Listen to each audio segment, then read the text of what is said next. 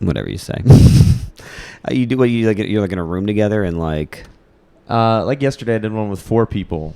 Yeah. Oh, really? You did another one? Wait, which one did Hating you on record everything. yesterday? You're still doing hating on everything? Yeah. Which one is that? I don't even remember which With one Jasmine. is which. That's the Jasmine one Yeah. with Jasmine and Jimmy Seth. Big Bloods.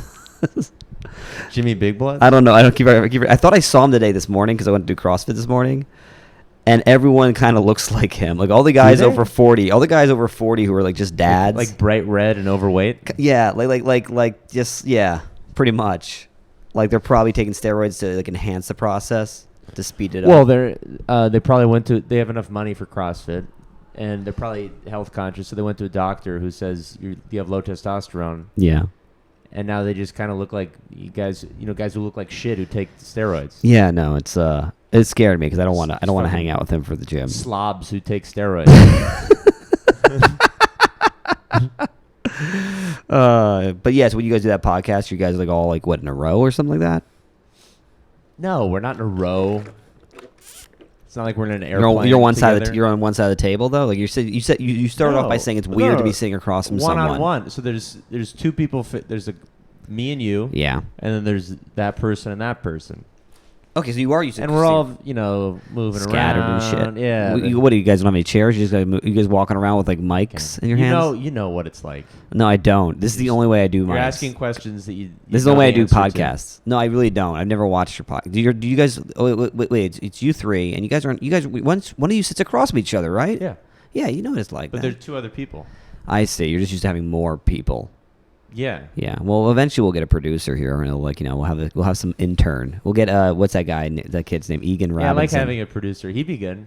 Egan Robinson would be a great kid to like have like temp and just like control the board. Yeah. Well, you just need someone who we can yell at when they will fuck laugh up at everything you say, and you can take everything out on. Yeah, exactly. Well, I focus more on the latter. I guess you focus more on the former. I don't really care if they laugh. I just want someone to abuse. I need an audience and someone I can make fun of during the podcast and blame everything on. Perfect. Well, then it's got to be a dude because you can't do it to women anymore. I'll do it to one. I'll do it to a woman too, but it won't help us with our stats. Yeah. Those are really, really important. Yeah, I know. We're clearly going for popularity. Yeah, with this that's thing. all we care about is our stats. Yeah, we definitely opened up the comedy office right down the street from the most popular female open mic for the that's a sign that we don't care about our stats. We continually talk about how there's an open mic associated with this live stream.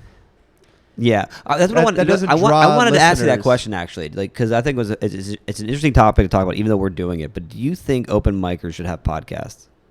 Probably not. I don't think so. I'm starting to think we should. And I think if you're an open micer who does a podcast, it's like being a comedian who has a job, like a day job. Yeah, it's probably better to say that you used to have a day job because you want to be. It's better to say you used to have a podcast. No, that you used to do open mics. You want to be a professional. Right, but I also believe in not lying to yourself. Well, it's about lying. You're not lying to yourself or other people. I don't believe in lying. And it's in not general. lying. It's not lying. But if you go and do an actual show in another city, and you say that you have a day job, yeah, or you start talking about open mics, yeah, they're gonna be like, "Why do we pay for this?" Well, the day job thing seems to be common. Like more, well, I guess not. You're right. You can't say I have a day job. You can't. Not if you're doing. Not if you. But I feel like I've seen recent like specials or clips or like you know what I mean, like Comedy Central 10 minutes or like I also do this during the day. I do this. Yeah, and they suck. Well, yeah, but that's not. I don't think that's the reason they suck. No, that's part of the reason they suck. You're saying the reason they suck is because they say out loud. They're not thinking about the audience. They're not thinking about the audience perception of them. When it's like I'm also a vet during the day. They're like, what the fuck's your problem? Right. You're not doing as well enough to make a living off of it? Yes. That sucks.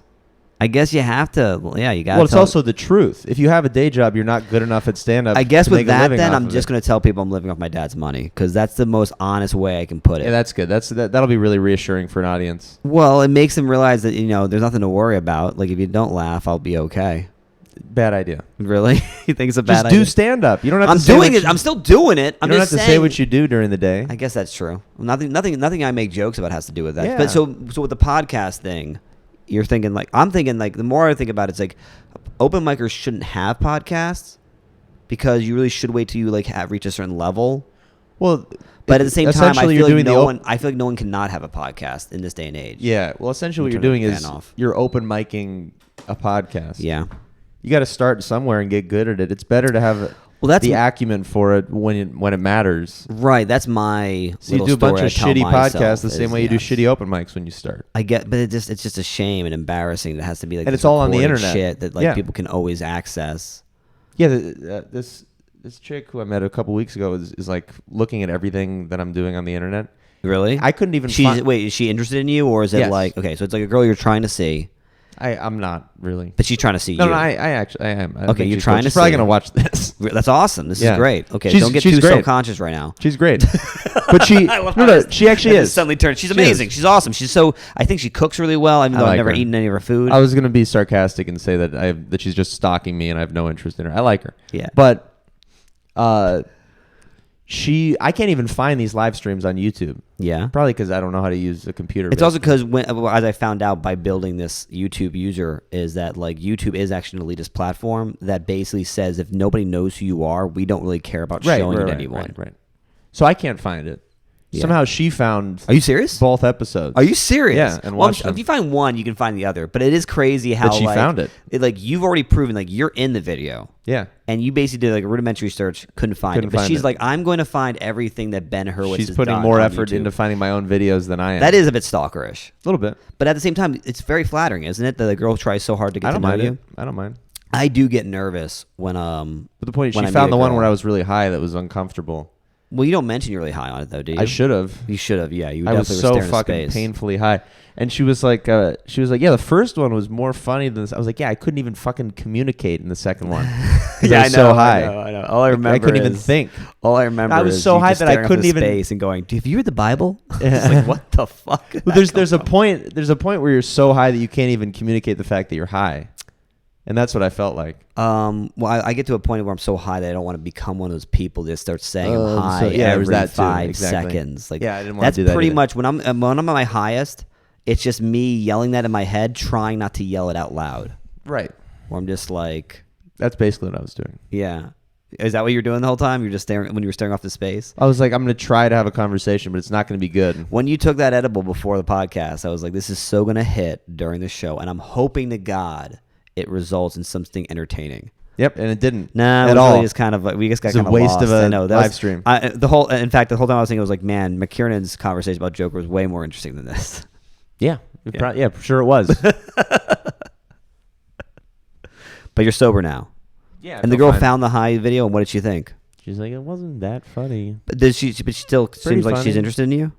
Yeah, sure. Because I get so nervous. But then again, my podcast is me asking people about myself. Mm-hmm. But I do realize now when I meet a girl and I tell her what I do, and I realize that she can go online very easily and search my name and find a podcast now probably over 200 episodes of me talking to people and just being like stupid and silly and saying things I probably don't even mean at this point. It's kind of like, holy shit, man. Like she can get way too much information. I now kind of understand what's awkward about being a celebrity on a small level, where just like people can now, especially girls I'm interested in, can learn so much about me before we even really hang out. They can have such a picture of who I am before they actually get to know me.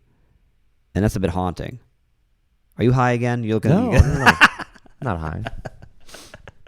You know what I'm talking about? Does that make you nervous at all? I don't really care. No? Okay. So you're excited for her to find these videos? And No. I don't care. I'd kind of prefer it if she didn't, but if she wants to, go for it. You prefer she didn't bother looking, or you prefer she didn't ever see them? I prefer, didn't bother looking, didn't see them. Why did she have to look? What is that about being an entertainer that makes us like, we want people to see us, but when it comes to our significant others, we're like, I'd rather just not touch any of my stuff. Like, don't even look at my work. Well, there's a lot of stuff that like I wouldn't show to people. I wouldn't say, hey, here's this video of me. I'm really high and I talk for an hour about almost nothing. I wouldn't choose to show that to someone ever. But we make this for entertainment's sake. We do create entertainment and content. Yeah, in theory. It isn't always entertaining. Right. My point is, I don't want even the best podcast episode I've made. I don't want a girl interested in me checking that out. I'd rather her just like leave the podcast alone. Why is that? I think I just, especially when you're first getting to know me, I want it one way or the other. Either I want you to like check out my podcast and fall in love with me as a fan, and then try to like work your way in, which is like, okay, cool. Like you have that image of me, and now you want to get to know me for real. Or I want you to get to know me first and then see my content. But I don't want it to be like you meet me for a day, we chat for a little bit, then you start and then you're listening to my content. And you're getting to know me while you get to know the content. It just feels like you're going to be getting a really mixed idea of who I am. You think so? That's how I feel. Yeah, because you're just like, I don't know, because I just don't want to like. I guess I don't want to like every time we hang out them to be like, wow, that last episode, wow, you're talking about that shit. I'm like, okay, can we just like not focus? I'm as narcissistic as I am. I don't want to have a conversation where it's always about like the last episode that I did. Yeah, but it's so rare that someone's that obsessed with. Well, luckily, most of the girls that I end up talking to do not like. They might check one episode out, but they can't get through it and they just fucking quit. And they still want to talk. So I'm like, okay, that's awesome. Well, and in all my YouTube clips of me doing stand-up, I say I have herpes, so they don't want to talk to me at all. That's a funny bit. Yeah, though. yeah. That's a great bit. It's true. Yeah, no, I know it's true. That's why it's funny. Yeah. And it's even funnier if when you remember the bit you're talking about, because it's like, oh right, that's so true. Yeah. They're like, I saw your stand-up. You have herpes? I mean, it's a real deal thing, dude. Yeah. Herpes is what taught me that love doesn't exist, because no matter how much you love somebody, you're not going to take herpes on for them. Yeah. And if you do, you're an idiot. In all honesty, I'm not even kidding. Like I hate to break it to you, but if you're the kind of person who's like, I'm going to show you I love you by taking on your herpes, you're making just mathematically a terrible bet, because odds are that love will not last as long as your herpes. Sure. So it's like, why do that to yourself? No, it's a big risk. How are you going to explain to the next person you try to start a life with? Like, we understand, like, I was in love. Like, that's not going to make them feel any better. Oh, okay, well, I guess I'll be in love with you too, and we'll both share the pain. The best way to do is just to make it a big joke. Yeah, and have people walk out on the date after you're the second you meet someone, you just tell them you have herpes, and then you just really harp on it. And then this is really going to work to pull people in. It totally does. And then you're like, I'm just kidding about all that herpes stuff. And then little do they know you actually do have herpes. Hey, dude, I mean, if I wonder, I think that's why I'm most afraid of having herpes, is I wonder if I do have the integrity to tell people that I have it. Because I definitely know a lot of people who have herpes and don't tell anyone. That's why I haven't gotten tested. Yeah, just fly blind. And I've never had an outbreak, so I just walk around assuming I don't have herpes. Exactly. I might be a carrier. I kind of expected that to happen at one point, where a girl says, you gave me herpes. I'm like, I don't have herpes. Yeah. Like, no, you gave it to me. You're a carrier. And then like I get the test, and I realize this whole time I've been raw dogging it. I've been just spreading herpes, living my life. And if anything, the worst part about it is I'd be like, shit, I should have been having more sex unprotected, because apparently I was never in danger in the first place. You know what I mean? Like, that would be my thought. Like, I should have gone back there and just not worn a rubber. Yeah, I mean, and we probably both have HPV, and we're not running around telling everybody we have HPV. What is HPV again? Is that deadly? No, well, for women, they can get cancer. Wait, HPV can give them cervical cancer, I think. Oof, yeah. Jesus. I think. I would hate to give a woman But men cancer. are only carriers, and we don't have it. Yeah. So I'm pretty sure I have it, or I'm carrying it. I don't think I'm carrying it. I think I'm pretty clean. That's but I'm also Keep telling yourself I'm that. very sexually unadventurous. Like, I mostly just want to, like, I find a girl I really like, and I go for that. Every so often there's a girl that kind of falls like in front of me who's like, I really want to do this. I'm like, well, I haven't had it in a while, so I guess I'll give it a shot. Yeah, and she's laying on the ground because she fell. Yeah. She's not even asking for sex. She's asking me to help her. She's literally on the ground, but bleeding on the ground. Yeah, I know, but I just start straddling her. Like, I guess, like, okay. Yeah, I guess we gotta have sex. Yeah, I guess this is what you want. Yeah. This is what you were looking for. Like, all right, I'll fuck you if you want. I'll do it. That's what you need. I mean, it's a little weird since you're on your period, clearly, but okay, fine, whatever. I guess it's just that time of the month makes you go crazy. Why is she on her period? Because she's bleeding. You said she's bleeding on the ground. Falling. But obviously I'm not aware of that. So why am I aware of the fact that she doesn't have her period? Like, she falls and she's like, oh, I hurt my vagina. My vagina's that's what you're describing. No, I'm just saying that I'm clearly misunderstanding the entire situation. Oh, got it. I'm bleeding, and she's pointing at her elbow. And you're like, are you on your period? Right, exactly. Fucking. Oh, guess you're a little moody, huh? I got a scratcher on me. Jesus Christ. Well, so what did Jeremy talk about that was so interesting regarding? Well, the like Joker? I said, oh, now you're jealous. Yeah. Yeah, I am. It was just like, well, we both had we both had a critical opinion about the movie. We both went. The thing was, we were also two guys who were very interested in the incel culture. So we had a lot to talk about as far as like the way the movie was like presented to the public, the way the movie actually was, and also like the way incels are presented to the public and the way incels really are. and it was just became like it was just us. I mean, it just was a long, fun conversation. Like I said, it became for a long time just us talking about incels. Like, and like how, like, you know, it sucks because there are men out there that are just so decrepit looking that they have no shot in hell of ever getting laid, and we feel sorry for them, but as a country we don't want to deal with them. But how the Joker is nothing like that. Like, the Joker's not an incel movie. What's weird is he put me on a few other incel forums I hadn't known about. I went on them to read about the Joker. Why are you guys reading so many incel forums? I do it because I relate to them. I know what it's like to be a guy who just can't get a girl for a while. Like, for a long time, I was just incapable of starting a relationship. And I mean, for me, a lot of it was obviously personality and just misunderstanding. It was because, like, I mean, I'm not terrible looking, and I've obviously gotten laid now, but like, I know what it's.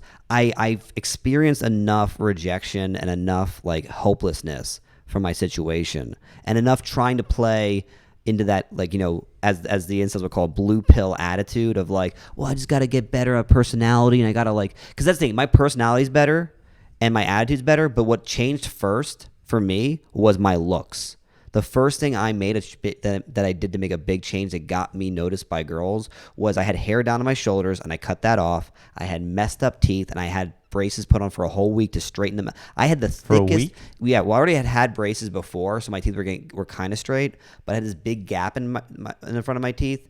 And what I did, I actually did this for a girl for prom. I did this for my prom date. My dad, being an orthodontist at the time, I had him put on the thickest braces wire you could put onto teeth. Basically, it looked like I had a septic pipe going across. I'm not even kidding, dude. It was like a fucking electric cable going across my teeth, pushing with all the pain. Oh, yeah. And by the way, orthodontics and orthodontia are both words. I'm glad you're bringing up something we talked about on the phone. Yeah. Yeah, no, I figured it was. Yeah. Yeah, I figured. Wanted to let you know. And I'm still tempted, though, to bring it up to my father to see how he responds, because I'm sure he'll get pissed off questioning his authority. But either way, so we got so I had my teeth pushed forward, cut my hair, went from wearing gigantic like Hawaiian shirts to fitted t-shirts and fitted pants, and it was like overnight. I came back to high school a new man and totally changed the way my relationships were with people just based on how I looked. Now, clearly my personality changed as well, but I don't think I had to try that much harder after that point because I already looked so much better. And I understand that some people don't have that option. I just had to change my attire pretty much. Mm-hmm. Some guys, they need fucking plastic surgery. Okay, so really your conversation was about incels, not about the movie at all. For about an hour, it was about incels. For about 30 minutes, it was about the Joker. Okay. I don't think there's as much to talk about because I've also been watching other people's podcasts about it, and everyone's got the same opinion. That's the thing. It's like either you're one of those people who just like you want to be on the side of controversy where you think it's like, you know, the most awful glorification of a bad person you could possibly imagine, or is one on the other side where just like it's a great performance and a solid film, but there's no reason to get excited. Yeah. Hey, good performance, solid film. I think Todd Phillips kind of sucks. You still think he sucks? Yeah. I don't know. I thought about it more, dude. Like I think everyone's being too hard on that guy. Who's everybody? I think everyone liked the movie. But everyone I talk to is always bring up Todd Phillips is not a good director. He isn't. He clearly doesn't know. It could have been so much better put in someone else's hands. I think he did. You know him from Road Trip. Just because he did and that. The Hangover. Okay, but everyone needs to. I mean, Spielberg made fucking, I don't know, AI. He made The Big Friendly Giant. Like, every great filmmaker makes some shitty films too. Yeah, but they don't start making the good ones 20 years in. Which is what Todd Phillips is doing. It's not using an upward trajectory for directors. No, but this isn't even this. He just did. He's like shit. Oh, I'll try something interesting. It's pretty solid. How do you feel about the black woman story? What the fuck? Okay, I actually woman story? I actually put this aside because I thought is that a new Todd Phillips? I thought movie? It would be fun. It's a new superhero. That's his next. Honestly, film. Why don't we just make superheroes that on the nose? That's his new film. It's a new DC superhero called The Black Woman. The Black Woman. That would be a great way to combat the Black. Yeah, it'll win an Oscar.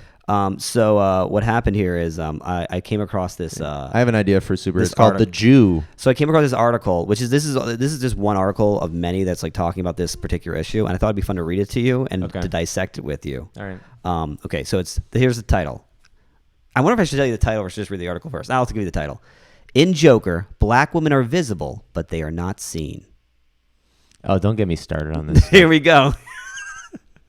Warning, this piece contains spoilers for the movie Joker. Okay. The slogan, feel free to stop me anytime the things get a little wild. Someone told me about another article that was maybe about the Joker. Yeah. how it's not feministic, and I forget what it was. This kind of touches upon What it. paper is this in? This is Time. Okay. Okay. The slogan "Listen to Black Women" emerged as a familiar refrain after the 2016 election, and with good reason. Some of the first people to decry Donald Trump's actions as a political figure were black women. From the 94% of us who didn't vote for him to congressional leaders like Maxine Waters, who pushed for the now unfolding impeachment inquiry long before her peers. I couldn't help but think about all this after watching Joker. But this person's just bored. It's not even relevant. It's a worthy. I know. Right now, everything she's talking about has nothing to do with the movie. It's a conversation worth having, not in the context of the Joker. Right. No, everything she's now just trying to connect a bunch of shit to the Joker right now, because like everything. What she is saying, this all kind of came back to me. Like she writes a bunch of stuff about the Cold War, and she's like, and then Gorbachev said this, and I couldn't help thinking about that when I saw Road Trip, Todd Phillips' second movie. The film's position its black women characters in an oddly similar fashion, though it ends up doing them and the movie a great disservice in the process. Joker has proven to be as successful as it has been contentious. After a week in theaters, the film is approaching worldwide ticket sales of $350 million, breaking box office records, even as it has generated controversy, with some critics calling it dangerous and law enforcement officials addressing security concerns. Amid these debates, one element that's been less frequently discussed... Security concerns. What does that even mean? It means there's concerns that people's security is at risk. Nothing. There's no actual like quantifiable evidence that anything's gone wrong. People are just concerned. Right. No. If anything, we're now on the other side. This is being written on the other side of it, where it's just like clearly no one got hurt. So like many have said that they are slightly worried. And one could argue the movie didn't do this. It was the media around the movie. Of course. Like it wasn't any at all. Like, the box office records obviously is broken, but the controversy like was generated by the media. Exactly. Where was I when I was saying this? The security concerns. Security concerns, right. Amid these debates, one element that's been less frequently discussed is the movie's inclusive casting choices in its supporting roles. The characters who respond appropriately to a clearly disturbed and dangerous man in Joaquin Phoenix's Arthur Fleck are... Is that the black woman who was going to play the Joker? Joaquin Phoenix?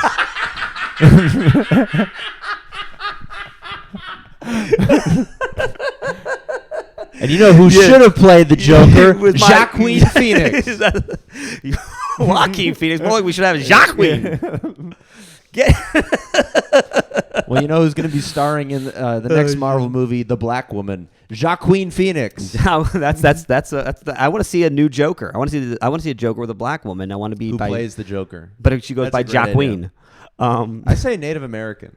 Why don't we get a Native American woman as a Joker, just in a DC movie? Because either or would be kind of a leap forward. They're not represented very I know well. They're still the one minority that Americans just do not want to talk about. Like, we're not trying to get them in the movies. We're not trying to get them involved. We're like, let them have their land. We act as if they don't want to be a part of our country because we took it from them. But it's like clearly, what they hate is the murder more so. You know what I mean? Mm-hmm. The genocide. I think they love the iPhone. I'm sure they do. Let's see here. Okay. Joaquin Phoenix's... Okay. The characters who respond appropriately to a clearly disturbed and dangerous man in Joaquin Phoenix's Arthur Fleck are, more often than not, the black characters. 4 black women play supporting parts in Joker, in addition to a brief scene-stealing turn from Atlanta and If Beale Street Could Talk actor Brian Tyree Henry. Who's that? Oh, right. Oh, right. No, that's the guy who plays... What's he in? He's the guy who plays the rapper in Atlanta. Yeah. The big guy. I know he's him. I forgot that he was in If Beale Street Could Talk. I like that movie. I never saw Beale Street because I only watch white movies. Yeah, but like I watched a lot of black movies and really enjoy them. Because I'm a good person. Next Friday.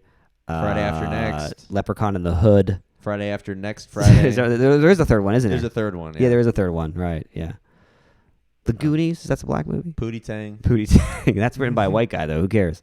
And a terrible white guy. Yeah, the worst white guy. The worst white guy imaginable. Way worse than Weinstein. Even as more actors of color are getting cast in bigger projects these days, as a black person, you still take notice when a black actor, or as in this case of Joker, 5, appears in a major film release and gets more than a moment of screen time.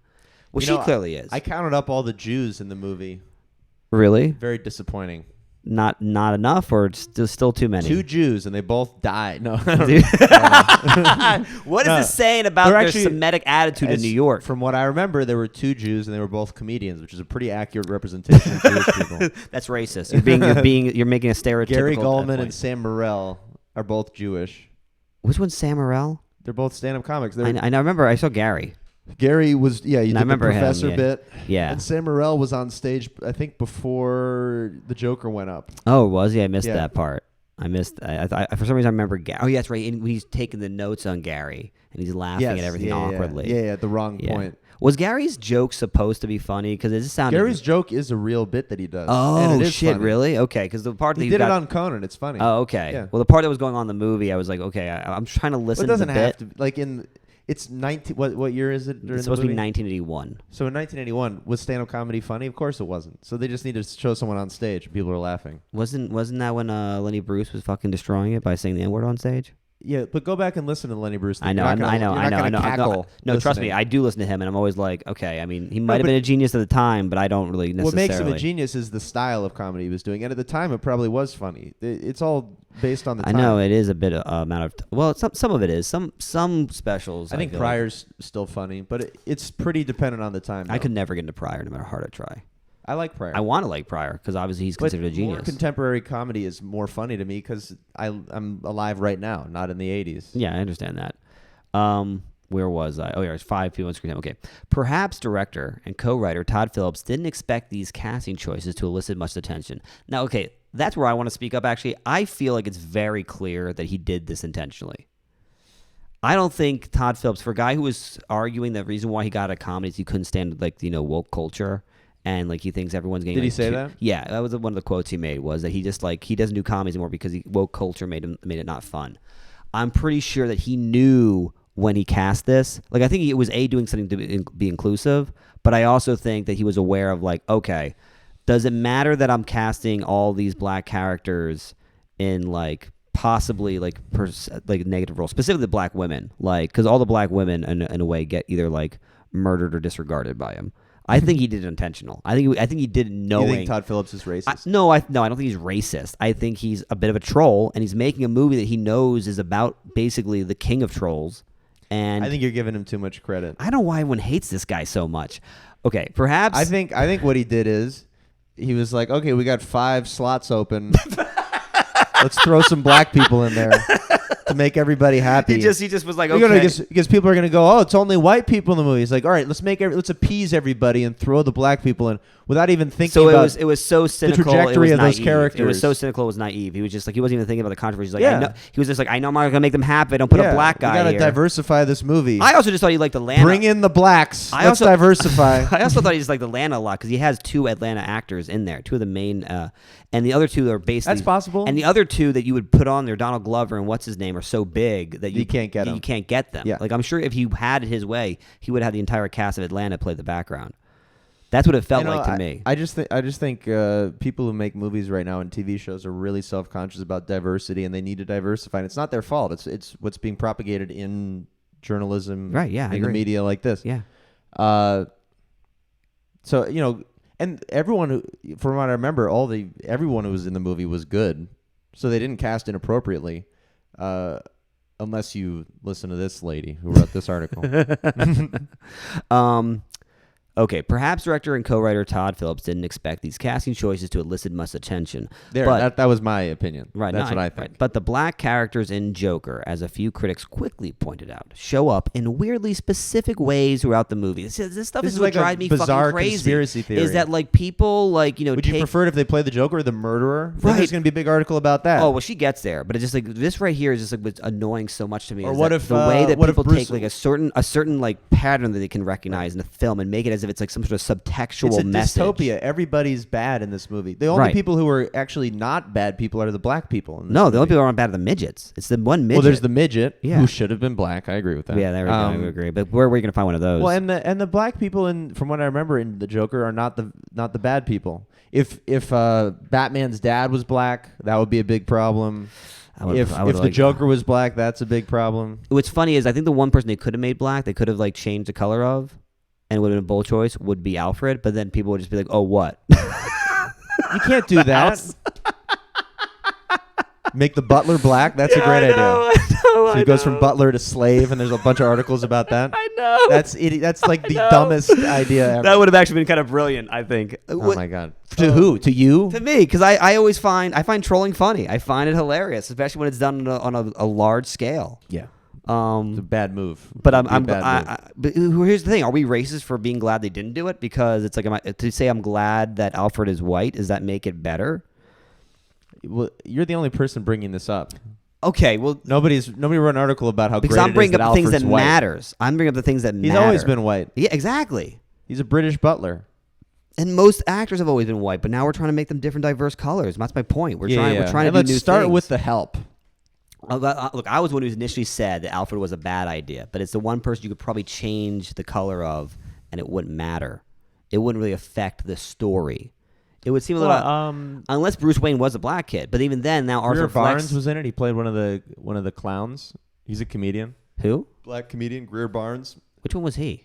He was just one of the clowns. He didn't have a lot of lines. Okay, yeah, I don't remember. But that was fine casting. He didn't seem like a bad guy. Well, that's funny because I missed him, and I don't think he gets mentioned in this.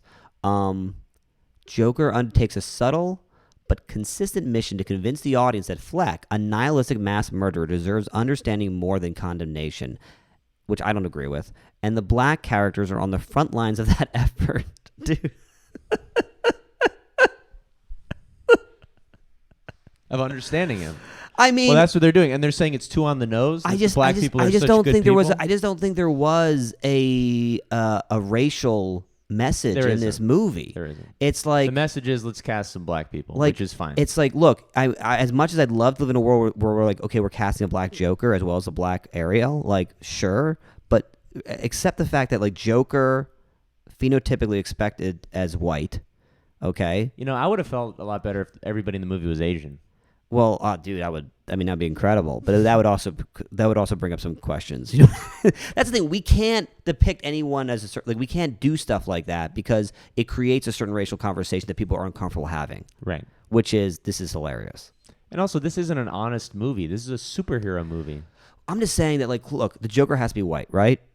Well, let's assume like we're going by Hollywood standards. It's like you're expecting the Joker to be white. Therefore, you're expecting his mom to be white. You're expecting Batman to be white. You're expecting his dad to be white. Especially if we're going to go with the whole possibility that they're related. Okay, who does that leave as a major character to be white? Like to be black. Well, it's just like or to be any other color. To be basically who you can change. Every other character. I guess Robert De Niro. We want to Flip Wilson be bringing him up. That'd be cool. Is that? But then when he kills him, it'll be seen as a racial move. It'll be a hate crime. You can't make a movie anymore. You can't. Impossible. No, it's exactly. You can't cast a movie. And Flip Wilson would dress up as a woman, so it would be seen as a trans crime too. Yeah. That'd be interesting. I think everybody should have been trans. Although it'd be hilarious to have the Joker say the devil. If the Joker was trans, that would be interesting. Well, that's probably the next step, honestly. That would be cool. 5-10 years from now, because the Joker was dancing so much, it was kind of effeminate already. I'm pretty sure the next step is going to be him like dancing around in a skirt. Mm-hmm. He'll go by Harley. I like that. Where are we with this hilarious? Okay, black characters and especially black women are relied upon to call out Fleck's insanity, but their perspectives are repeatedly undermined. By who? By Fleck, the main character who's a bad guy? At what point is a black woman going like, this guy's crazy, someone's got to take care of him? I was like, lady, chill the fuck out, okay?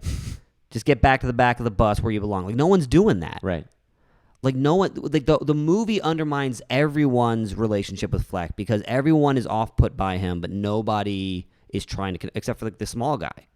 No one's trying to connect with him. Is that the socially acceptable term now? Small guy? I don't know, dude. Little person, I think it is. Yeah. But I think midgets. I think I don't know. If a little person comes up to me and says that's a when's the last time you heard anybody talk about midgets? Well, I've worked with the All About Last Night, so they talk about it a lot. I've done promos for them, like with thumbnails. Brad Williams? Yeah. Okay. And just actually, I think when I was in the Joker reviews, everyone brings up the midget. I saw Wee Man the other day. What's that? From Jackass. Is that a movie? Wee Man. I wasn't a big Jackass fan. Oh, he was in Jackass. Oh, he was a midget in Jackass. Yeah. Okay, yeah. So that's how we know him. I just saw him on the sidewalk. Oh, how is he doing? Seems fine. Okay, that's good. I'm glad. Seems healthy. He's still around. Yeah. Thomas Wayne. Yeah, he hasn't died of whatever. Well, dude, I'm sure midgets die of some crazy diseases. Well, they don't live long, right? Yeah, they're like thoroughbred, purebreds, Thoroughbreds. inbred. Yeah. You know. Thomas Wayne, Bruce's father, played by Brett Cullen, and his butler Alfred Douglas Hodge, rebuke Fleck too. See, once again, about to give them acknowledged. Everyone rebukes him, but as well established characters in the DC extended universe, who both happen to be white men, they are more palatable to a core audience which predominantly looks like them. What does that mean? I don't know. It's basically saying that. Well, I don't get that. It's saying okay, these guys also don't think that this guy's crazy, but clearly everyone listens to them. The audience listens to them because they're white. I don't understand what they're saying. Did you understand that sentence? No, not at all. Maybe because I'm not a journalist who writes about how there needs to be more representation. Thomas Wayne and his butler Alfred rebuke Fleck too, but as well-established characters in DC Extended Universe who both happen to be white men, they are more You're just saying that you're assuming first of all that the core audience finds white people more palatable. She's just trying to find something to complain about in defense of black people in film. But it's just what is she actually saying? Because it's important. What she's saying is I think what she's saying is the black characters helped the Joker, or at least we're trying to help the Joker. Yeah. They were sort of empathetic, which is a good trait. I don't see anything wrong with that. And she's saying the only people who didn't like the Joker were the white people, and that doesn't show enough diversity because black people. There should have been a black person who also didn't like the Joker. I think that's what she's saying. No, she's saying all the black people didn't like him either. But also think of the movie. They didn't. Okay, the woman on the bus who had a kid definitely didn't like him. Well, they were kind of helpful and kind of not helpful. The girlfriend he's imagining she likes him. Yeah. And both the therapists, I know the one who died probably is not that fond of him. I think it seemed like the imaginary girlfriend was pretty nice to him up until the point where he walked into the apartment. Yeah, she was pretty civil. Yeah. Same with the guy who gave him who he stole the right. Actually, that's what's so he funny. Was civil, is that, he was actually getting along with him. Yeah. And then Fleck kind of ruined it. Yeah. He kind of was because he asked him a normal thing, and Fleck had to decide to answer the most crazy shit. So the black characters are generous, reasonable people. They're the most human people in the movie. Yeah. Because Alfred, Bruce Wayne, and Thomas, despite being DC characters, they are actually comically absurd. Bruce Wayne just lets a stranger stick his fingers in his mouth. Yeah. Fucking Thomas knows about this kid who's the son of a deranged woman, and instead of being comforting, he's like, "Go fuck yourself, kid. I'm not your dad." Right. At least be a little bit okay, dude. Hey, chill out. Let's go for a walk. Right. We're gonna talk about this. He's the white devil. Right. Which I think whoever wrote this article should be a big proponent of. Well, I think they are, but I think they're trying to point out our white devil rather than the white devil in the movie. The implication is that right. Okay, white men more palatable predominantly. By contrast, there is far less character development, if any at all, of the black women in supporting roles. It's because they're in supporting roles. Right, the you don't develop a supporting role. Exactly. You didn't develop Bruce Wayne's character. The only development he gets is his parents die, and you assume that's probably the the last only person whose character is developed is the Joker, right. and his mom a little bit. And his mom's not really developed. Not really. No, his mom's still kind of a plot device. But they show her when she's younger. But not really. Right, but that's more expositional just for you to see what he's seeing. The movie's called The Joker. Right. So you develop That's the one of the Joker. most crazy line in this entire article from my perspective is that she needs to put out articles. I don't But blame her. but people, the Time is publishing this, and people are reading it, taking it as legitimate work. Write something about race. And she's like, okay, whatever. By contrast, there is far less character development, if any at all, of the black women in supporting roles, signaling to the audience that they are not who we're supposed to be curious about or listen to. We're curious about the Joker because it's called Joker, and that's why we came to the movie. This is stupid. I was kind of curious about the girlfriend, to be honest. I was curious about her, but that only when she was agreeing with him. When the girl was on his side, I was like, "What's her deal?" Yeah. No, I was curious about that too. And what I thought they were doing actually in the movie, because I remember there was that moment where she says like whoever did it, I'm on his side. He's a vigilante hero. Yeah. And what I thought they were going to do was kind of do a throwback to The Dark Knight where the Joker says they're on your side now, but when the chips fall, they'll turn on you. I thought what was going to happen in the movie from that point was the world was going to love Joker until he does something, and then they all hate him. Because that would have made sense, right? He's seen, and that's so typical of our society, is to put up this clown as some sort of voice of reason and insightfulness, and then they do something silly like jerk off in front of a woman, and we want to destroy them. They should have got Louis C.K. to play the Joker. He would have been amazing. Yeah. SNL, for all their credit they get for making the Grouch parody of the Joker, they should have just had Louis C.K. play the Joker. Great. That would be amazing. I would pay to see that movie. It's Louis C.K., but everyone else in the movie's black. That way it's balanced. Yeah, and they just dye the sides of his hair green. I know, it's so good. Great. It's so good. And paint his face. Yeah. Okay. Predominantly looks at them. Projection. The implication that Wayne's voice mattered, the black characters are to help grease the skids for Joker's imminent rise. This is not true. This is what I don't like about it. No. It's not at all accurate. The social worker played by veteran character actor Sharon Washington is the first of these characters to appear. When we see Fleck, she's African American too. Right. No, every woman he pretty much interacts with, except for his mom, is African American, and it is. And that's what I'm saying. I think that he was doing something. Todd Phillips was doing an intentional, like, I want to see how you guys spin this. You're giving him way too much credit, man. I give people credit, dude. I always let's bring up his IMDb. This guy directed some of the worst movies ever made. Yeah, but that doesn't mean he wasn't held back by producers. That doesn't mean that he wasn't like. Yeah, doesn't mean that. Didn't mean he didn't have a voice. It also doesn't mean that he has any talent at all. I know, but I find it more fun to overestimate people than underestimate them. Underestimate me. Is the first of these characters to appear. When we see Fleck go on a caseworker visit, she asks about his journal, which he's routinely forgotten to bring with him until now, a small sign of her genuine, if somewhat restrained, concern for him. When she later tells him that the funding for his healthcare has been cut, she explains that the people in power don't give a shit about people like you. They don't give a shit about people like me. Okay, seems even.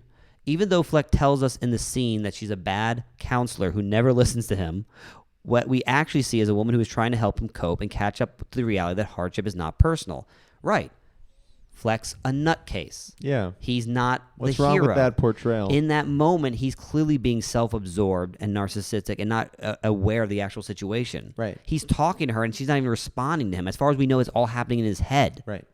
Like, it's not supposed to be dismissive of her. It's saying Fleck is clearly a damaged soul who can't communicate with people. Stop making this about you.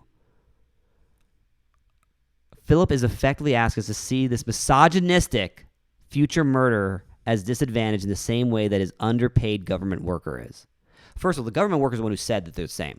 Right. Okay? Fleck doesn't think they're the same at all. And also, how is he a misogynistic future murderer? Because he killed women? You got nothing. Misogynistic? I don't. It's not based on anything. What do you mean? I have nothing. She just. Well, my point is, she's just throwing it out there, right? Like, that's not true. Right. Has he done anything? I guess what I'm trying to do is I'm trying to understand this. If this is just all malarkey. He killed men and women. Right. He killed dudes. He killed women. Did he kill women? Yeah, he kills actually a lot of women.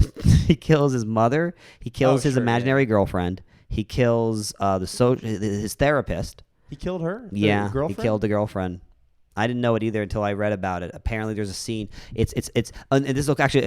Let's keep moving because it actually comes up here. Actually, yeah. So he's indiscriminate. It has nothing to do with men and women. Right. He kills them all. Yeah. That's what I'm saying. So that's making him misogynistic. There's no point where he's trying to fuck anybody, rape anybody. No. He's not sexual. No, he's pretty much asexual. Right. He's not sexual. If anything, he wants a little bit of romantic attention. But I guess he does kiss her. He just wants people to love him. Right. He wants to be loved. And he doesn't know how to connect with people. Right. So he's mentally ill. But I don't see him as misogynistic. Not at all. So just saying that, I think, is completely misleading. Well, and makes nothing. Basically, everything she says is made up. It's all extrapolated bullshit. Right. And she's just saying it to get people riled up about a movie. Similarly, the woman on the bus who tells Fleck to stop bothering her kid seems like a tired woman who is simply looking out for her son rather than offering the cruel rejection Fleck reads into their interaction. A lot of exhausted parents would welcome a well-meaning stranger's attempt to give them a break by entertaining their kid from a safe distance. Think of the caregivers who accept help from strangers towing strollers up the stairs of New York City subway stations. But Fleck is a glaring red flag. If you're beginning to empathize with him, you may read his mother as one more example of a world out to get him. First of all, isn't that the beginning of the movie? He's also delusional. And how is he a red flag? Yeah. And at this point in the movie, This is a horrible article. What's her name? This is... Let's get her fired. Let's dox her. Anyone watching this should just go immediately complain about her to the Time magazine. Briandra Julie. Briandra Julie. Horrible. Yeah, I know. This is bad, dude. And this person got paid by Time It's to just make made this. up. Maybe Well- she's an intern. No, they published her article. She's a writer for the Times. Good for her. Well, they're just stirring up trouble, and that's what they want, I guess. The first time Flex shows up at Arkham's psychiatric well, they can spell, I can't speak. Psychiatric facility, the low-level clerk Carl Henry quickly clocks Flex's mental fragility. He politely tells he doesn't though. He actually thinks he's pretty normal until Flex basically overtly starts acting like a lunatic. Right. Basically starts acting like Ted Bundy.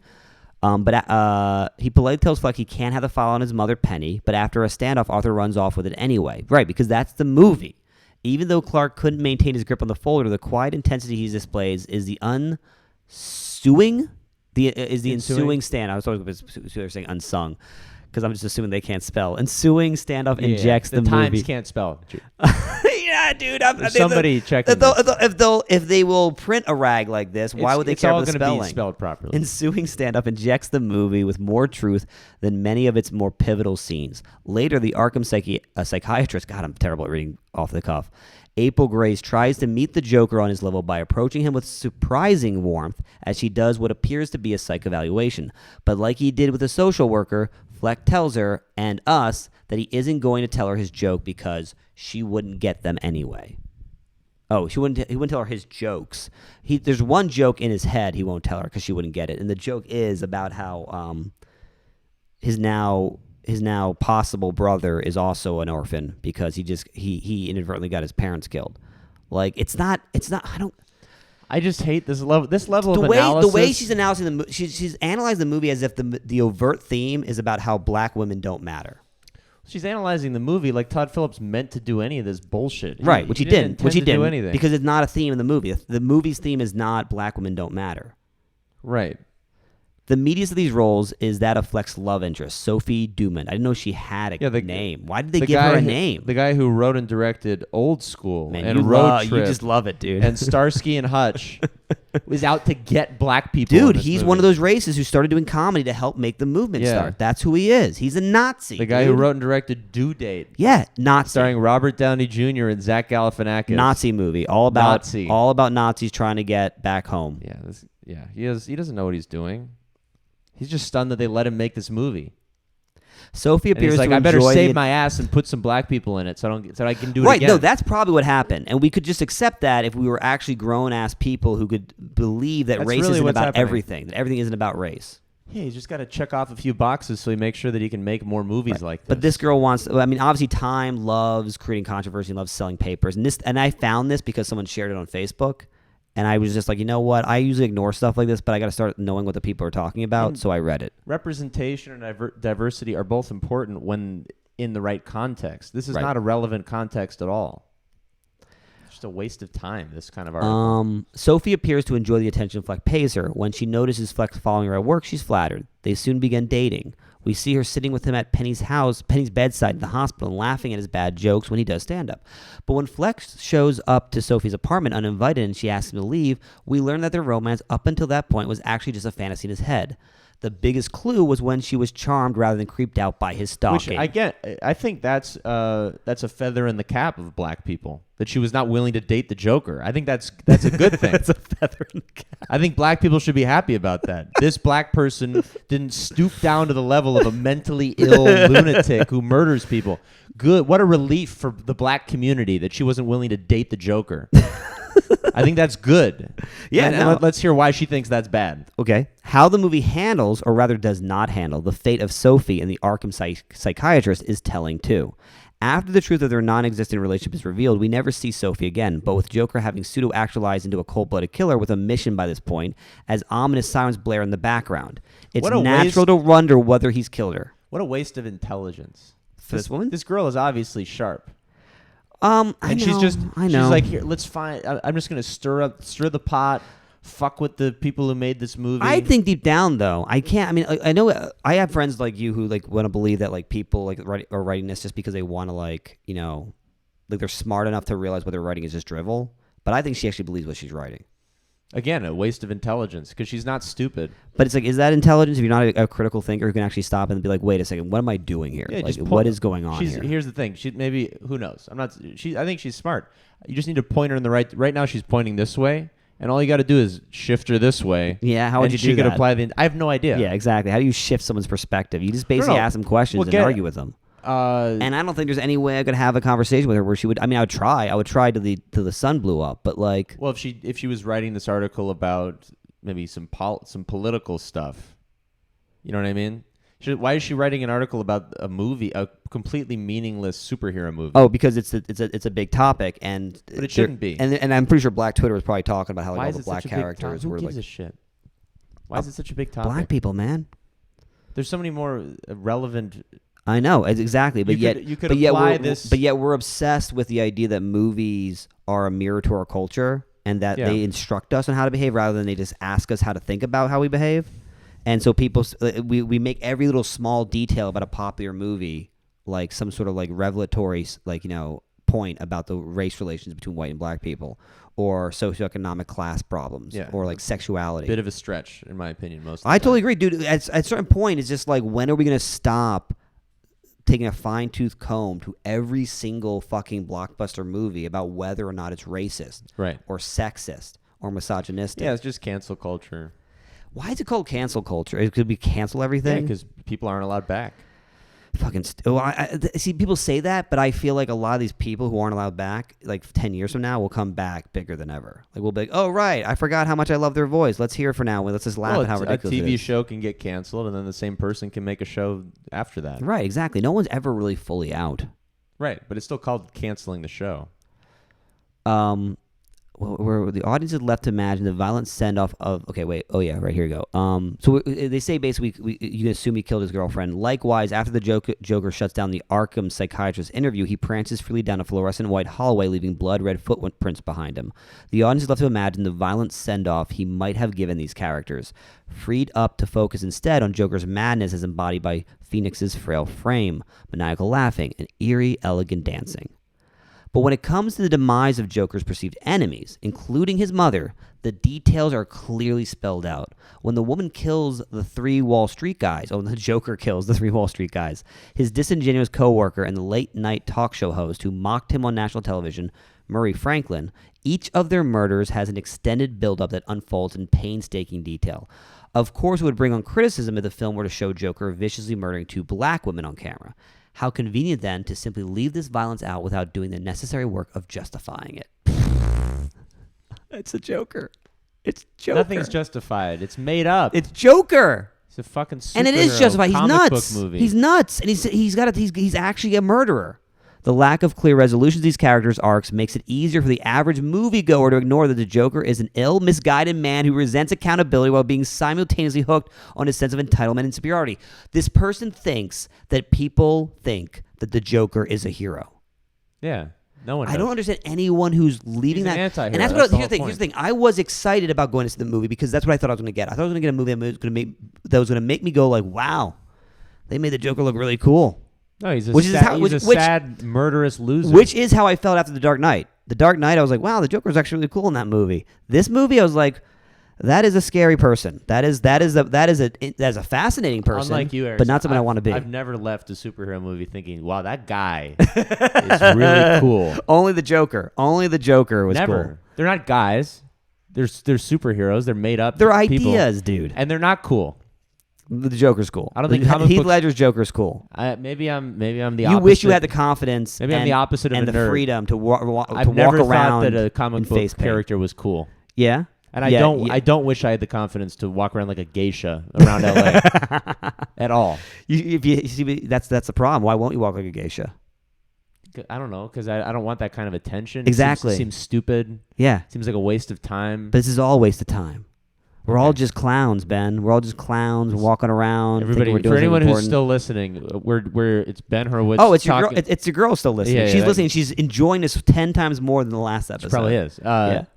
But I'm Ben. She also Horowitz, thinks we're both racist, though. And yeah, probably. She's white. It's okay. Yeah. And I'm talking to Erickson the Joker just right now. I was thinking about changing the name Why of not? the show. Why wouldn't it be cool to paint your face? We should change this podcast to called Joker's Club. No thanks. I want to see what is okay. The lack of clear resolutions of these characters arcs make it easier for the average movie to go to misguided. Yeah, superiority. 10 years ago, when Phillips' film The Hangover made its theatrical debut, the New York Times described his filmmaking this way: an adept and tireless connoisseur of male boorishness and stupidity, though the crude humor he dispenses is frequently leavened by nuggets of inventiveness and wit. To some, I agree with everything except for the wit. Yeah, well, exactly. So I think you're going to be agreeing with her on this particular paragraph. Yeah, that Todd Phillips is a shitty director. To yeah, some, I do agree with that. like the jury at the Finally, Venice Film Festival, which awarded the film the year's top prize, the film represents a leap from dude bro comedy to edgy auteur thriller. I will admit, actually, that probably does affect a little bit of people's like interpretation. Whether or not you agree with that, Phillip has said he intentionally distanced himself from his previous mode. The brand of comedy on which he built his career isn't a sure thing anymore in today's woke culture, as he told Vanity Fair. Today at the movies, I know he probably shouldn't have. That was a big mistake. I know.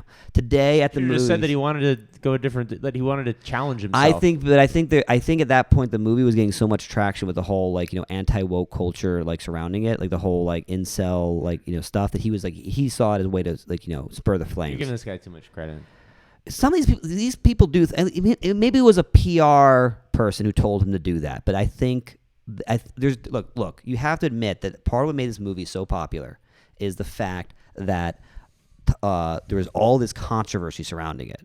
When I heard about it, the Joker, a year and a half ago, I was like, I don't have any interest in seeing that shit. I don't give a fuck about Joker. I don't want to see how he became the Joker. That doesn't matter to me.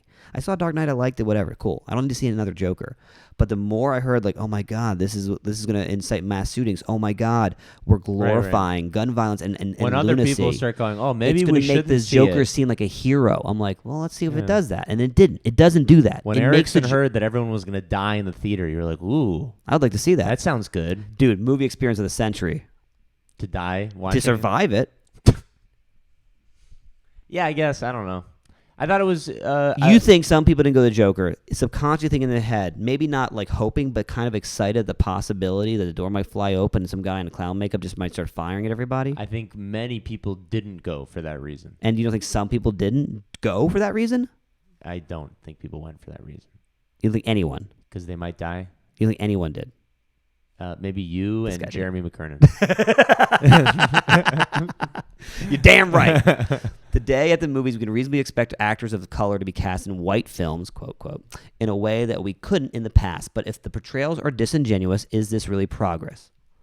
Asking audiences to accept the foregone conclusion that a misogynistic mass murderer is above all a victim who deserves empathy is not only misleading and crass, it is just bad storytelling. Yeah. And no amount of misguided colorblind casting of black women or characters from any unrepresented group will make up for that. D'Andrea Julie. You know what's funny? Actually, I didn't know her name. I'll respond to her article.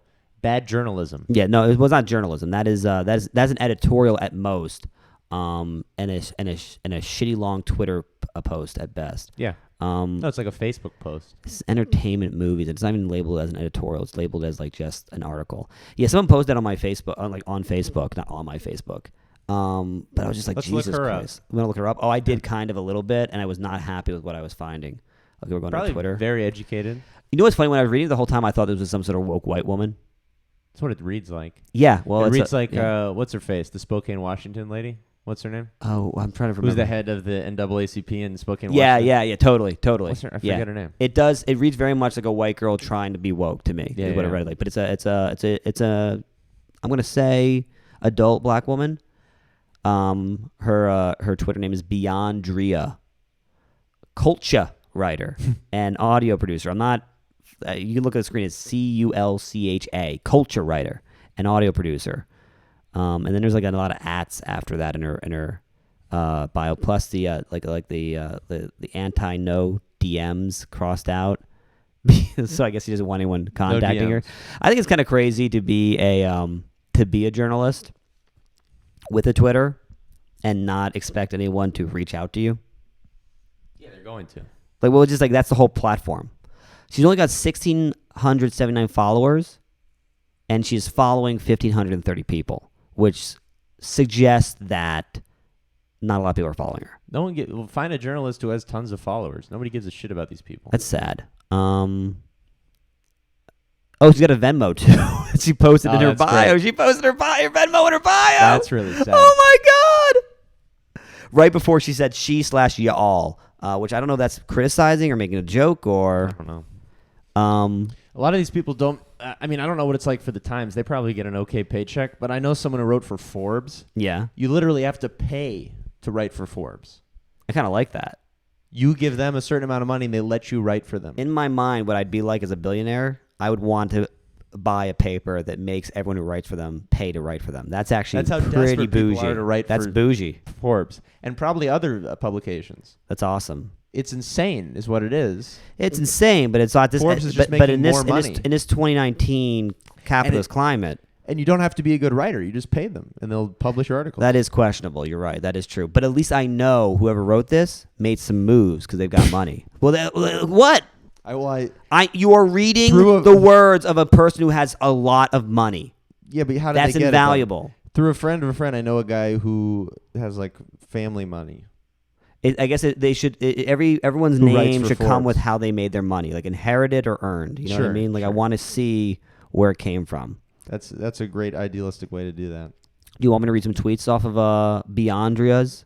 Yeah, what's her actual Beyondria? Well, no, that's what it says. Her like that. You know how like, people who write like a Twitter, like their name in Twitter as like something else. Mm-hmm. I mean, maybe that's how you say it. Actually, Beyondria. Actually, that's probably how you say it. She's just helping us understand how to. Oh God, I butchered her name. I apologize, Beyondria. That no, if you are watching this, if somehow this got back to you, I do apologize, because I hate it when people mispronounce my name. Oh, it's Andrea White. That's her name. Wait, what? Andrea White. Beyondria? That her name is Beyondria. That's her name? Yeah, Beyondria. I just thought it was like I just wasn't very good at reading it. Plus, I got terrible eyesight. Let's see, latest posts. We're just like slagging this person off now. But it's like, hey, you don't want us to at you, fine, won't DM you, but we'll still criticize your Twitter. If you want to know what Hollywood is like, #PayUpHollywood. It's great to celebrate when a celeb from a marginalized group gets paid an unprecedented amount, but know that it's only possible because low-level staff are treated like the indentured servants. Well, yeah, I agree with that. Sure. In the sense that, like, yeah, it's nothing to celebrate because there's a lot of people who are still being abused in Hollywood. She loves Parasite, which I'm seeing in a week, so I don't want to read anything about that. Although it's the stuff I am hearing about it sounds like I'm not going to like it, which is sad because I love that director. Which one is this? Parasite's by a foreign guy, Bong Joon-ho. He made this movie I really like called The Host. If you want to see like a cool little like small monster movie. Yeah. Did you see The Host? I've heard about it. I want to see all of his stuff. All of his stuff is like it's worth watching. He's a very talented and like inventive filmmaker. And I love his timing. I'm trying to find other things that she's actually saying. I'm a big believer in don't waste your time arguing with people who are determined to misunderstand you, which is, I think she's quoting. So muting and blocking, finger strong. But if anyone out there has real fact-based feedback to offer, I'm listening. Hey, I hope you're not watching this, Beyondra. Fact-based. Nothing she wrote in that article was fact-based. I know. It was all just perception. It was all just Subjective, perspective. Yes, yeah. It was all just a matter of like I feel This is what I way. think. Calling the Joker a misogynist, I think was a huge leap. I think it's an anti-Semitic movie. There are only 2 Jews in the movie. Well, it's made by a bunch of Jews, so if anything, Todd Phillips? it's a false flag. Right. It's the Jews trying to make you not like Jews so we can keep controlling you. Which I think is wrong and a conspiracy, and we need to fix it. Oh, absolutely. No, Hebrew wood needs to be taken down. I'm a believer in... Okay, got trolled hard over this Joker piece. No shit.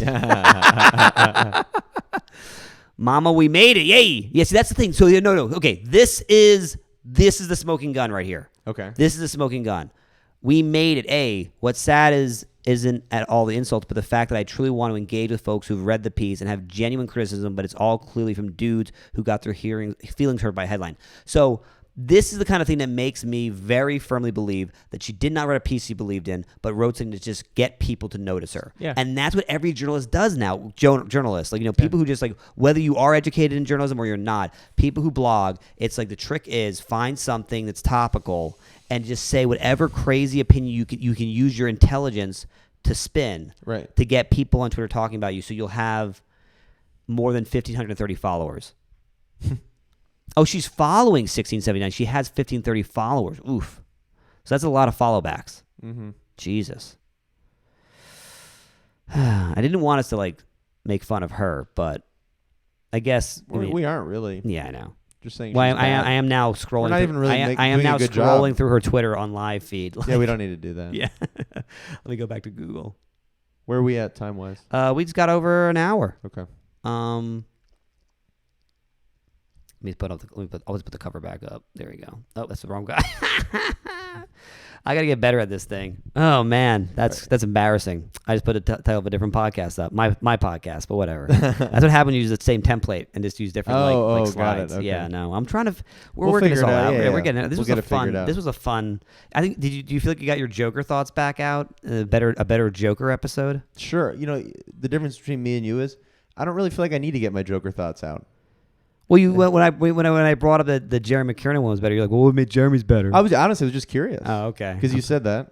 Yeah. And I hate Jeremy. No, you can't stand that. No, it's got nothing to do with that. If there's anything I know about you, Jeremy's if there's any comic you can't stand, it's Jeremy. it's Jeremy McKiernan. That's probably your least favorite Oh man, comic. Yeah, if there was a list, he'd be at 250 on the people I hate. Like at the very bottom. No, Shit. I'm saying like he's so far from the top of That's the what I'm people saying. I hate list. He's not even on my He's not list. on my yeah, list. I don't. What I'm saying is he's not on the list. Yeah, like there's so He's many. great. If I had to Can you list cut this out? everyone- We don't need this in here. he knows we don't hate him. Yeah. He knows. Other people might not because other people are idiots. But all that matters is the person you're talking about knows. I guess. You think so? Yeah, I hope Beyondria's feelings aren't hurt. I don't. I mean, you know what's funny though? It's like if she does find this and talks about it, it's just like you're just doing the same thing that you just did for us, the same thing that everyone else did for you, which is like That's true. you brought something up, it got you noticed, and now we're having a conversation. Hey, honestly, I mean, I don't. Do New York Times editors only live in New York now, or do they live? Sure, It'd be she's all hilarious over if the she lived in place. L.A. It'd be hilarious. She could. Well, if she wants to come on this podcast, I would love to talk to her Oh about the my Joker. God. She's not going to come on.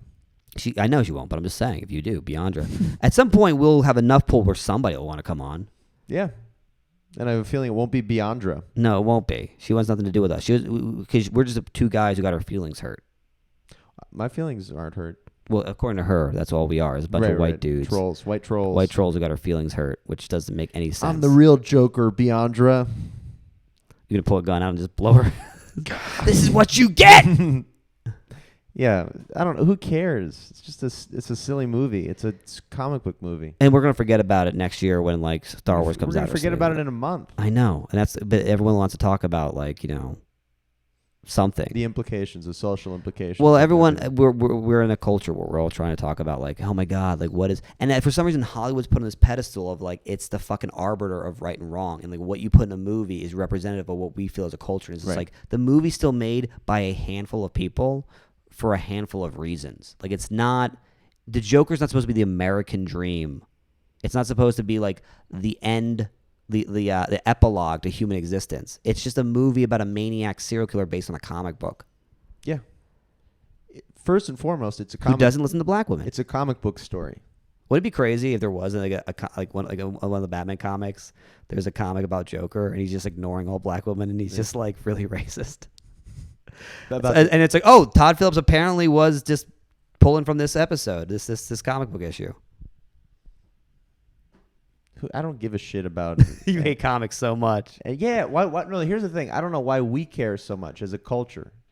Why does it? Why do? I think the Joker. I think the Joker from And Dark. I don't hate comic books. I like the Batman movies. Are great. If you want to know my serious feeling is that I think the Joker from The Dark Knight was a pretty revelatory character in the sense that he embodied a lot of feelings that a lot of people in America had about the system and about the way our society works, and that resonated with a lot of people. And some of the worst people took that stuff and kind of made it into a very, like, violent and cynical and, like, dark movement. And I don't even think that's necessarily what, obviously the shooter apparently wasn't a Joker. He wasn't inspired by that. He was just a fucking lunatic who happened to dye his hair. Mm-hmm. But I do think that, like, the people who like Joker like him almost in a way that seems like non, like, what's the word? Like, it's not parody. They like him almost so sincerely that people get a little nervous by that. And therefore, like, that character now has become like this symbol for like a certain ideology of like, let the world burn, Who cares about global warming? Who Like, cares about maybe fucking poverty? Sure, exactly. And that's how we get a president like that. And Because of the Joker. well, I think, like I said, I think those ideas and those feelings already existed. The Joker just embodied a lot of them for a lot of people and became like a character who was like a very good like template for them to be like, God, I wish I could be like that. I wish I could be so fucking like, I don't give a fuck that I Yeah, can see, walk on the streets. None of this makes any sense to me. Why does that make any sense Why do to you you? want to be like the Joker? Because some people are so nihilistic and feel so hopeless that they want to be able to just like, walk around freely doing whatever fucking silly shit they do, knowing that the world's like everything's futile anyway.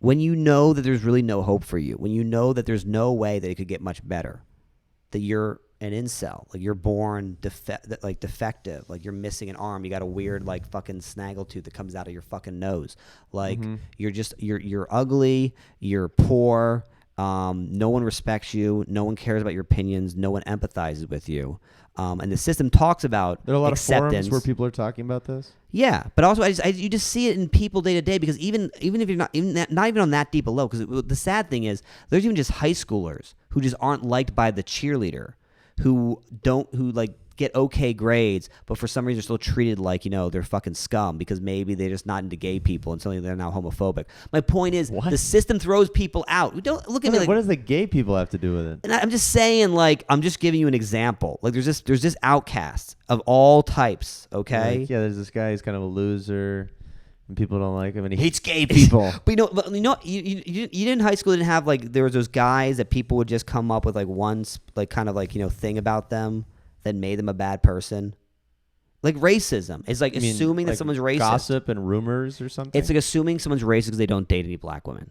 Like it's in that high same school. thing. I don't remember that. No. Okay, so when I'm using these specific examples, it clearly doesn't help. Obviously, do you know one person in your high school who was like excommunicated for like one simple piece of gossip? Not really. But again, I wasn't really paying attention in high school Yeah, exactly. You to that lucky. sort of, to social stuff. I wasn't. What were you doing? Just fucking being a loner, being a joker, painting See, my you're hair. already there. You're already there. So you already lived that life. You're over it. Yeah, I guess. Yeah. Well, for a lot of people who feel like that society does not accept them or appreciate them or understand them, Yeah. the Joker can be very appealing as kind of a Yeah, I mean, based on what you're response. describing, I would have identified with that more than a lot of people in high school because I've kind of felt like I was on my own. Right. And I don't resonate with the Joker at all. Okay, so that's you, but you can't put yourself into a headspace where you can see how somebody might Kind be of. like, I just want to stir trouble because it makes me laugh, and since no one gives a fuck about my wants, I might as well not care about their wants. Kind of. I mean, that's kind of what comics do. We kind of like we Not get on stage, but kind of. but we get on like some of us we get on stage and we just kind of say what makes us laugh, and we try to get you in on it, but it's not the worst thing in the world if you don't get it because it's like, well, you just don't get my sense of humor. Yeah. And the Joker's kind of a insane example of that. But the Joker wanted to connect. Desperately. This one. What I'm saying is the reason why this movie has so much controversy around it, despite it not being a very controversial movie, because what happens in it isn't controversial. Right. It's very straightforward. He's a mentally ill person who loses it because he can't get any kind of connection that he desires. But the Joker in Dark Knight is a societal outcast who's very smart and very clever and able to basically fuck around with the whole world in a way where he doesn't even care if he dies. Right. He's just causing chaos without a plan as far as he's concerned. Mm-hmm. That resonates with people. People get excited about it. Then Warner Brothers says, but then if we were talking about the whole thing, Suicide comes out and we get Jared Leto's Joker, which everyone's like, we do not want that. That is not our Joker. That is not the Joker we like. They're like, okay, well, this is what we're going to do. We're going to make a movie about Joker. And everyone's like, oh, shit. Like, some guys are excited, like, oh, fuck, it's going to be about Heath Ledger's Joker because I want to see that Joker. And other people are like, oh, my God. Are you speaking for yourself primarily? No, I'm talking about what I've been seeing. Dude, I try to project this on me all you want. There's actual news articles about incels getting... Like I said, I went on the incel forums after the movie, and they love it. Well, and you know what's funny? They love it, is but... Heath Ledger's Joker an incel? No Joker's an incel. Right, okay. No Joker. Every Joker can get fucked because every Joker has a Harley Quinn girlfriend in the comics, so he's clearly not an incel. Okay. Joker's never... If anything, Joker's like behavior was never rooted in like feeling he's an outcast. Well, Joaquin Phoenix's Joker seems like an incel. That's what I'm... Well, but in what way? Because he's not getting laid. But you never see him trying to. You know what I mean? But he's too mentally ill to get laid, and he wants to connect. He's fantasizing about it. So he's incel. He's involuntary celibate but you don't even like by the sheer fact that he's a virgin. He can't even communicate with people. Right. So he's an he wants so to. he's incel by definition. Yeah. But he's not incel in the sense that he's going on forums talking about how women fucking suck and how he's trying to fuck them. And they won't give him any attention. They cut that scene out. The scene where he pulls out a laptop from 1981. Where he's tweeting at AOC, calling her a huge bitch. They're like, Todd, look, you got to stop this. This is going way too far. Said, no, fuck woke culture. I don't give a fuck. Yeah, I don't know. I just think people are trying to assign too much meaning to it. I agree. I'm saying it all comes from like that. I think it comes from Heath Ledger's Joker being such an iconic character and resonating with people in a way that some people really agree with him and some people really disagree with him, and those people who disagree with him really hate those people who agree with him. That it creates this shockwave of like fear, where it's like the Joker movie comes out and everyone thinks that it's going to be about the Heath Ledger Joker. It's going to be about this character who's like insane and like somewhat charming, but also influential. And it's going to cause more guys to act even more like that. You can ask around, man. Like I promise you, there's guys who think the Joker in Dark Knight was like a cool character. Mm-hmm. Like people were dressing up as him for Halloween and shit. Mm-hmm. No one was dressing up as Jared Leto's Joker, like as like a cool thing. They were doing it as a joke. They had a girl who looked like Margot Robbie, and they wanted to be matching. No one went alone as Jared Leto's Joker. Everyone dressed up as Heath Ledger's Joker. The Joker who would hang around Los Angeles dressed up as Heath Ledger's Joker. Does any of this make sense? Yeah. Okay, because you're looking at me like I'm crazy. I'm thinking about something else now. What are you thinking about? Oh, we got a text message? No, this guy who I box with sometimes. He's laughing whenever he's uncomfortable. He's trying to charge me now. Wait, what? He's a comic who used to be a boxer, and I trained with him last week a little bit. I used to train with him a bunch, and now he's saying that I owe him $20 a session. It's a huge pain in the ass. Wait, how's he positioning it though? Well, he's like, I forgot to charge you on Friday. If you come today, it's $20. Okay, so now he's just trying to get money. Trying to make some money. Yeah, now he's trying to get money. I thought he was going to be like, yo, dude, just I thought about it, and like what I've been doing with you has been like taking a lot of time out of my day. Yeah, so you owe me $3,000. Right, like you owe me $600 for each for the sessions I've been giving you. Fucking pain. It was fun too. Well, you were having fun. That's all you're doing, right? In your mind, right? Yeah. Well, he offered to do it. Right. Exactly. He didn't say it's going to cost us much money. I had a guy do that. I think he's realizing he can make money, so good for him. I had a guy do that to me with my taxes. By the way, it's tax day. I still got to file. I mean, it's late tax day. It's the extension day, which means it's tax day for me because I still got to file my extension taxes today after we're done this. But a guy I remember I was talking about my taxes somewhere. Oh yeah, I'd accidentally messaged a guy whose number I happen to have from like. Oh, I remember from like one of those like independent, the independent film company that like exists in LA where it's like Film Inc. or something like that. Either way, I went to one of their events, traded cards with some jackass who was like trying to make films, and I accidentally messaged him. He's like, "Oh, hey, Erickson, how's it been? It's been a long time. How you been doing?" I'm like, "Oh, I'm good. How are you doing?" He's like, "Oh, nothing." I'm like, "Yeah, I'm just stressed out. Got these taxes to take care of." He's like, "Well, actually, I'm very familiar with taxes. I help people file taxes. I could help you if you'd like."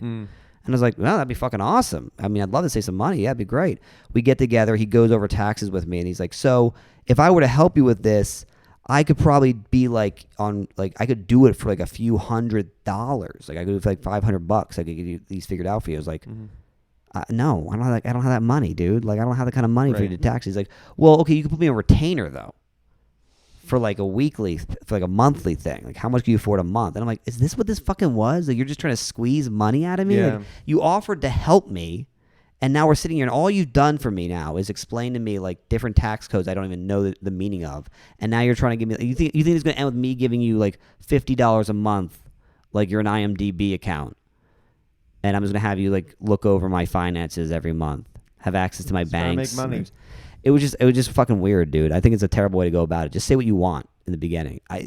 No one I know who I've ever talked to has like said like, yo, let's hang out. I'll do this thing for you. And then they're like, hey, by the way, it's $50. And I haven't been like, excuse me. Like, no, I'm not giving you money when we didn't talk about it. Well, I don't even think this guy wanted money until just now. No, that's what I'm saying. It feels like he's just trying to now be like, okay, you know what, dude, like. $20 ain't bad, but once you start, that's why we couldn't do the mics here for free. It's like Yeah. we have to make sure people understand there's a paying experience. Yeah. Because when you get used to something you don't being start doing it for free. yeah, once you do something for free, and then you start paying for it. Typically, the only thing, the way that works is when it's like a fucking membership and you just don't think about it. Yeah. That's why they give you like 30 days free, cancel any time. Before you know, it's been like 8 months. I got so many Audible books I haven't used. Fuck, I really got to cancel that. Yeah, I have a couple. All right. Well, we got everything we got now. I guess we really get some theme music, but till then, I guess let's try this later this week, okay? All right. Sounds good. Cool. I'm trying to, we could go to cover. There we go. And then stop the stream.